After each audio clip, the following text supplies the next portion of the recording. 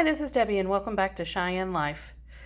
I don't know if anyone has heard if they are living in Wyoming, or maybe you keep up with the weather that's going on in Wyoming, because a lot of people I know back east used to keep up with the weather in the West, Midwest, just because they wanted to see what was coming to the east.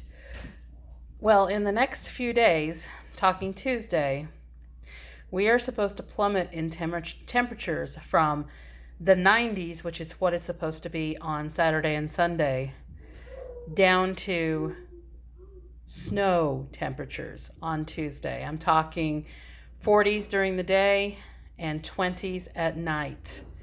So what does that mean for the garden? Well, today I have harvested some lavender. Right here, some clippings off my lavender, so I can go ahead and dry that because I make herbs de Provence, or herbs of Provence. That goes on poultry. Well, actually, you can use it on all kinds of different meats. And I even use it in a lot of vegetables just because I like to have all of the flavors within the vegetables when I'm roasting them versus just putting, say, rosemary alone or thyme alone, that kind of thing. So I use this to make the herbs de Provence. And I went ahead and harvested. I had left 1 ear of corn to dry so that way I could use it for seed. And it's almost completely dry. Let me go ahead and pick that up there so you can see a little bit better. It is, as you can see right here, it is almost completely dry, especially in the upper part. Lower part is still a little moist, but we're going to go ahead and let that dry out or finish drying out in the box. And I'll be using that for seed corn for next season. And that was the early Sunglow hybrid, which I was very happy with this season. And I'll be planting more next season. As well as I have went ahead and harvested the bok choy, and I saved seed pods from the bok choy for those to go ahead and dry, and I'll save the seed out of those. Okay, well, what the low temperatures mean for us when it goes down into the 20s during the night is that it will kill the squash plants, and it'll also kill the watermelon and any plant that is not freeze tolerant or frost tolerant will most likely either be severely damaged by the cold or completely killed. So I'm looking right now at my 40 to 50 feet worth of pumpkin that had vined out that is still so green and lush. And I know that there is absolutely no way that I would have enough blankets or mechanisms to be able to save this pumpkin. So since this one has already started to turn, as you can see some stripes of orange in there, I will go ahead and harvest the pumpkins off of this one, even though a couple of them are still really green. And that will promote them to go ahead and turn orange. They will turn orange in the house. I have had that happen before. And even this one, the youngest of them all, has began to start getting some yellowing spots, which means that it's most likely already ready and can go ahead and turn orange in the house. Now the really small one, I don't know. That one we may lose. And the other larger one over on the other end of this plant, this one, since it does not have very much oranging on it or spots, we may also lose it. Even though it's larger, it still means that it was one of the younger pumpkins that was on this vine. It just was having a heavier supply of water and nutrients from the vine than the smaller one was on the other side because it had a competing larger pumpkin on it. So we will most likely lose that pumpkin. We will most likely lose these 2 acorn squash, which were just now blooming, and the cucumber behind. If we're lucky and it does not snow a whole lot, which we're only supposed to get about 1 inch, then we may not lose those particular vines. They may struggle, they may be damaged, but they may hold on. Now, all of your cold hardy crops, which are the Brussels sprouts, the carrots, lettuce, and your brassicas, basically, collards, all the lettuce types, spinach maybe, parsley, most of the onions, cabbage, radishes, the cilantro. Those things will not be lost in the cold snap. They are tough to frost and tough to having an occasional snow on them. We may not even lose the tomatoes because I have had snow fall on my tomatoes before later on in the season, and they pull through and be fine. But that's an iffy question. These are beefsteaks, which are more inclined to hotter weather, and we may lose them. And if I notice that the plants are starting to be lost, then I will run out here and harvest what's left of the tomatoes off of these and go ahead and put them in the house to finish up ripening, because they will. No matter how small they are, they will finish up ripening, turn red.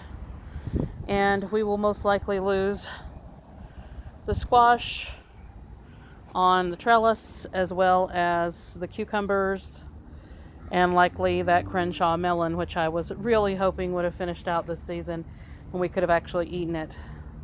But it looks like that not so lucky. I will just have to get an earlier start next season. So sometimes you have your failures, and sometimes the failures are due to weather, because you never know how early you're going to get a snow, how early you're going to get a frost in Wyoming. And it looks like that it's going to be Tuesday for us. Now the temperatures are supposed to go right back up. The next day will be kind of cool on Wednesday, but then after that it's supposed to go back up to the 70s and not be very cold in the evening. And so a lot of these things may struggle. They may hold on and they may finish out their season, but they will most likely, a lot of the squash, a lot of the watermelons, a lot of the cantaloupes, the not frost tolerant, we will lose. So, and beans are iffy. Sometimes you'll lose them right off the bat because they're pretty tender, but maybe not. Who knows? And I've got a husky cherry tomato that's in there that most likely I will lose, but it did have tomatoes that were already ripening on it, and I will go ahead and harvest those and get those ripened off. The sunflowers will tolerate it. They will pull through. They may not have the blooms on them anymore, but they have already set their seeds, and we will most likely have a crop of seeds off of them. The turnips will pull through. Turnips are pretty cold hardy. But I'm going to lose all of the squash and pumpkins and melons because we just have so large of a patch of all of these. There's just no way for us to cover them all up. So it's a sad reality. We've got a couple of butternut squash that I could probably go ahead and harvest. But that's how it goes. I'll just have to get an earlier start next season, start plants earlier indoors, and hopefully get them transplanted outdoors. I did not have a very good experience with that this season. I've had better seasons previously because it seemed like we had a cool start to the spring. And it wasn't that the temperatures during the day were very cool. It was the nighttime temperatures just didn't seem to get out of the 50s until into July, late July at that. So we've had a very short growing season. We had a rough start to it, and I am happy that we have gotten as much as we have, because we have probably 8 to 10 pumpkins that we can go ahead and get harvested, that we will have. We had a really good crop of corn for a first start on that, and we've had a lot of things that we didn't expect, like turnips and things that I hadn't tried in this climate before, which, you know, turnips should do fine in a cooler climate anyway, because they're a cooler climate crop. And my beets will pull through. The beets will be fine. But it's just sad to see the tomatoes go, because they were doing so well and they were still setting fruit, and we were getting more and more and more tomatoes. And it'll be sad to see the zucchini gone, because they have right now 5 or 6 large zucchinis on them, and I'm going to go ahead and let those ripen off all the way up until the day before, and then I'll go ahead and get those pulled. Hopefully one of them will be ripe enough to save seed from, and I may just go ahead and leave one on anyway to see if it pulls through, and we'll set some seed inside so I can gather those a little bit later. And who knows, they may pull through. It just depends on how hard they get frozen or they get beaten up, because it is supposed to snow about an inch, and sometimes it'll just end up snowing more than that. That's the way Wyoming is. So everything else should pull through. The peas will be fine. But word to the wise, just always be prepared for that possibility to happen, that the temperatures will just go plummeting, because I've had that happen when I was back in East Tennessee.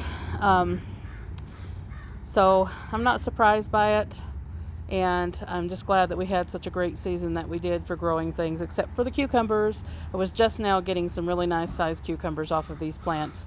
So maybe some of the cucumbers at the base of the tomatoes will pull through because they are kind of sheltered, but we shall see.